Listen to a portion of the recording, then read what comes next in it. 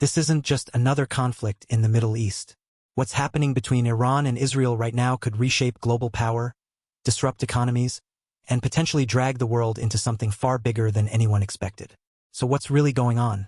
And how close are we to a much larger war?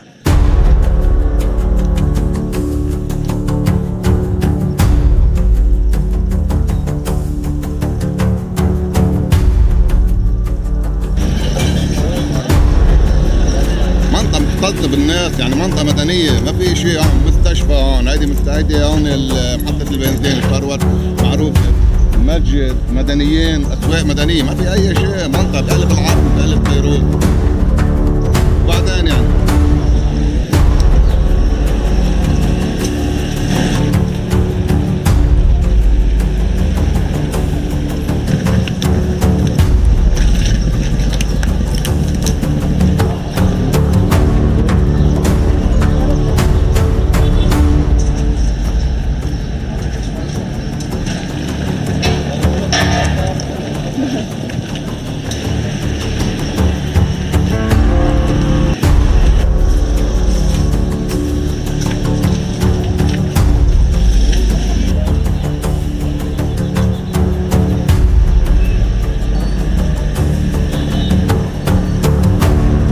The Iran-Israel conflict didn't begin overnight.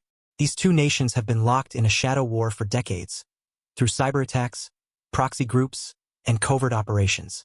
But in 2026, everything escalated. A series of large-scale strikes, reportedly involving Israeli and U.S. coordination, targeted critical Iranian infrastructure. These included missile facilities, military bases, and locations believed to be tied to Iran's nuclear program. This marked a turning point. For the first time, what had mostly been a covert conflict became an open and direct confrontation. Iran didn't hold back. In response, waves of missiles and drones were launched toward Israeli targets and U.S. military positions in the region. But this wasn't just about retaliation, it was strategy. Iran shifted to a sustained pressure model. Frequent, smaller-scale attacks, low-altitude drones designed to evade detection, psychological warfare aimed at exhausting defenses.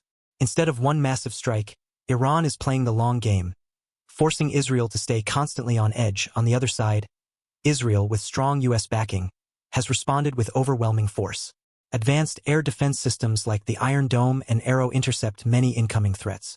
At the same time, Israeli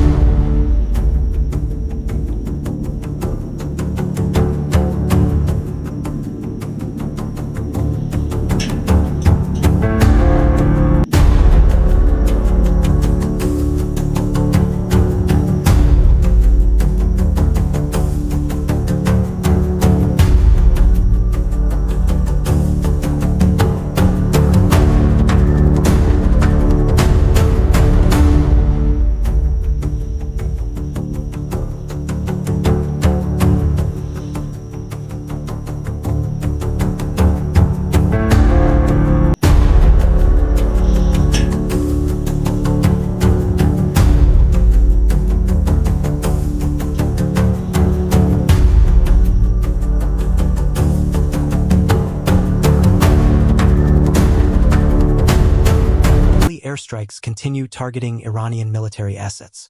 Reports suggest thousands of targets have already been hit, including weapons storage sites, drone launch facilities, military command centers. The goal isn't just defense, it's degradation of Iran's long-term capabilities. That's the question everyone is asking. At first glance, Israel appears to have the upper hand due to its technological advantage and U.S. support. But the reality is more complicated. Iran still maintains the ability to launch repeated attacks, disrupt regional stability, extend the duration of the conflict. This isn't a quick war. It's turning into a war of endurance. And in wars like this, victory isn't always about who strikes harder, but who lasts longer. Here's where things get dangerous. This conflict is no longer isolated. Other players are already being pulled in. U.S. forces are actively involved. Regional allies are on high alert. Strategic waterways are under threat. If additional countries enter the conflict, it could quickly spiral into a full-scale regional war. And that's when things become unpredictable. Even if you're thousands of miles away, this war affects you. Here's how. Oil prices are rising due to instability in the Middle East. Global markets are reacting to uncertainty. Supply chains are facing disruption. Energy costs alone could ripple across economies worldwide, leading to inflation and financial pressure for millions of people. This isn't just geopolitics. It's personal. On the surface, it's about security and retaliation. But underneath, it's about power. Key factors driving this conflict include Iran's nuclear ambitions, Israel's long-standing security concerns, U.S. strategic interests in the region. There's also a broader objective at play: influence. Who controls the balance of power in the Middle East? Who shapes the future of global alliances? This war is part of that bigger picture. It's the question many are afraid to ask, but it's being discussed everywhere. Right now, the conflict is contained, but that could change if major global powers become directly involved. Regional alliances activate. A large-scale attack triggers retaliation beyond the region. At that point, escalation could happen fast. History has shown us that global conflicts don't always start big. They grow.